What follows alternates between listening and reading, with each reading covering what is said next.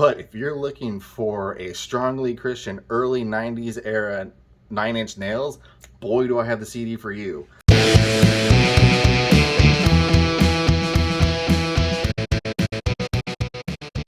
What's up everyone? Welcome back to the channel. Thank you for watching / listening to this episode. My name is Nick, aka That Music Junkie. I'm going to do something a little bit different today. I'm going to be talking about the music that I listened to in junior high and high school. That seems to be all the rage today with the elder emo kind of movement that's going on social media. I didn't listen to a whole lot of emo music during that time, but there is some in there, fair warning. I saw this kind of thing done on a channel that I follow, and I thought, that'd be kind of interesting to, talk about what led me to, the music that I listen to today and, all my interests and ultimately what led me to this channel. I'm going to start off with the first CD I ever bought. Alien Youth by Skillet. Now, before you say anything, I need to preface this video with I was raised in a very strong Christian household. So there, heads up, there's going to be a fair amount of Christian bands on this series potentially. So whatever your views on that aside, that's not going to influence, or there's not going to be any sort of overtone of that to this video. Just strictly going to be talking about the music itself and how it affected me, and that's it. I don't really remember exactly how I came about this CD. I want to say it was I probably heard one of their songs on one of those compilation discs that my parents would get all the time. That was the Christian version of Now That's What I Call Music, if you remember those. Now That's What I Call Music was this compilation that came out, I think, every year, and it had like all today's pop hits, and it was always like the most garbage pop hits ever. But, it was what was popular at the time. Well, the Christian version of that was called Wow. You had Now and you had Wow. Very clever on that. It was just called like Wow Christian Hits or Gospel Hits, I think. Something along those lines. But they always had a list of, there was like 10 or 20, whatever contemporary Christian bands were popular at that time. But there was always like one hard rock outfit on there, and one of them I'm sure was Skillet, which is probably where I came across them. I also remember growing up, where I was raised, there was a kind of Christian bookstore, and that's literally what it's called, like Family Christian Bookstore, I think, or something along those lines. And it was neat because that was the only store I was allowed to really go in unmonitored that sold music. And they had their section of CDs, which is where I always beeline to because I didn't really care about anything else. I'm not going to lie to you. But what was really neat is they had, like towards the back of the store, they had a nook that had these big old CD players, like boombox type deals with like the crappiest headphones you could find. But you could take the CDs from the display. They were just there. You could take the CDs back to this nook and listen to the entire CD if you were a 13-year-old whose mom was shopping for her Sunday school class and you had nothing better to do. This actually led me to discover a lot of bands like MXPX, Slick Shoes, Norma Jean. Bet you forgot that Norma Jean started out as a Christian band. Well, allegedly. Fun fact, this is an aside, I also remember that the Evanescence debut album was there for a little bit too. And I was like, oh, that's weird. I didn't know they were a Christian band, which is funny that they got labeled it because they had the dude from 12 Stones featured on Bring Me to Life. But that's a whole nother video altogether as to why that happened. What probably drew my attention to this CD in particular, I'm gonna guess, was the album artwork, because it's this digitized picture of lead singer John Cooper's face, and it looked kind of neat, really stuck out amongst what was on display at the time. So I probably just picked it up on a whim. This is me guessing. I have a lot of strong memories of music and what I picked out and all that stuff, but for some reason I've been having a hard time recollecting how I came about this CD exactly. But I do remember that it was the first CD I ever bought. So I took it back to that little listening nook, put the CD in, and I put on those crappy headphones, and I remember thinking, this is the heaviest thing I've ever heard in my life. And it was. At the time, that was heavy. And I attribute that album to my ongoing love of heavy music. Seriously, the heavier the better. And it doesn't necessarily have to be like face melting guitar solos, KK Downing style, or anything like, speed metal or anything like that. I like heavy sounds. That's kind of what drew me to the stoner rock and doom metal type stuff. Even though I'm not a stoner personally, nothing wrong with it, but that's a different discussion. I love bands like Sleep and Windhand and Electric Wizard and stuff like that, just because they have that heavy, crushing tone, and I love it. Anyway, we're getting off track. Skillet became the first band that I was obsessed with. I ended up, after I got Alien Youth, I had to get all of their back catalog. And I gotta say, it's not great.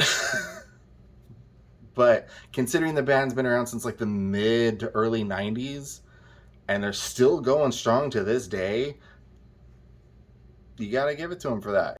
No matter what you think about lead singer John Cooper's stance on certain subjects, which we won't get into, this is a music show, not a political show, you gotta hand it to the band for still going. I mean, John Cooper has been the only consistent member throughout its time, with his wife being this, I think she's like the second longest. Corey, I believe her name is. But if you're looking for a strongly Christian early 90s era Nine Inch Nails, boy do I have the CD for you. This album was very industrial, very digitized sounds and keyboards, but also with the heavy distorted guitars. And John Cooper has this very gravelly voice that he's been made famous for. The production wise, it's good. It's very well. It's pretty well mixed. All the audio is very well done. Is the album great? Looking back after not listening to it for well over a decade, probably longer, it's okay. It has some good ones on there. There's some misses for sure, but it is what it is. It spawned a lot of hits for them, and it led to their next album, which was Collide, which was probably their best album. So, you gotta take it for what it is. I will say though, this album has permanent residence in my brain for having the single worst music video I've ever seen in my life. It was the worst I've ever seen back then. It's the worst I've ever seen now, 21 years later. It's the band, it's this very CG, early 2000s, you can tell, late 90s CG of this cityscape that doesn't exist. But the band is playing in front of a green screen, of course, and they're miming playing their instruments so poorly. The guitarist at the time, I believe his name is Ben, don't remember his last name. There's a part of the music video where he's just holding his guitar here, and I'm going, and I'm just watching this you're not even trying. And it will cut to random scenes of these different screens, and there's just different on the screens are just different parts of John Cooper's face. It'll be his eye, or his forehead and his mouth, but they're all it doesn't make the face. They're all in different. It's weird. It's just so weird.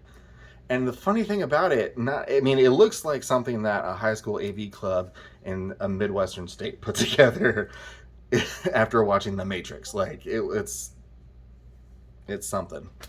The funny thing about it though is the album right before, I believe it's called Invincible. The music video for one of their songs off that, Best Kept Secret, super well done.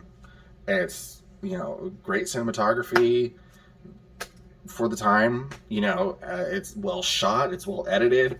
So to see that come from an older album and then into this one was just, gave you a little whiplash.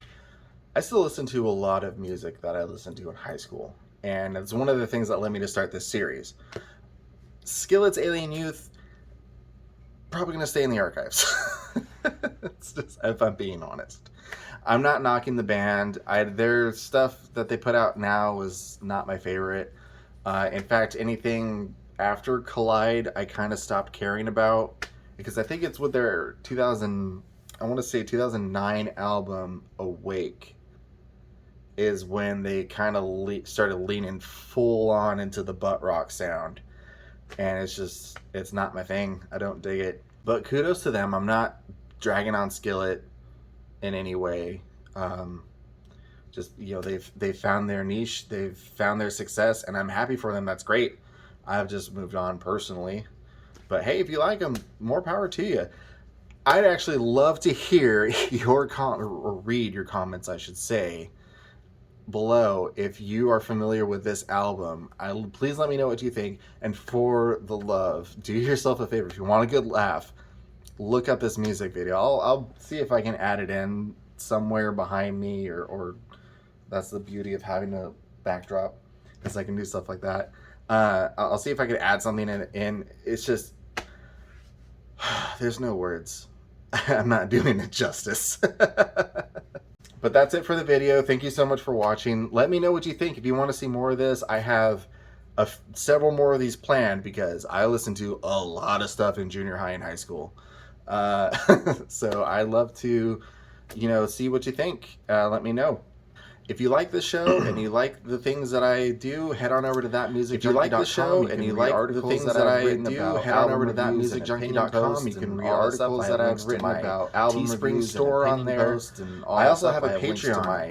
Teespring store on there. I would love to do this. I also have a Patreon. I would love to do this as my full-time job. Making content. I enjoy looking. I'm very passionate about music that you guys give. I enjoy having discussions, feedback, and just learning more about. I enjoy anything I can about discussions, really, and just learning more about anything I can about music, really. I'd love your support. If I could do this as a full-time job, I'd have the links below. I'd love your support. And until next time, I'll see you in the next video. Below.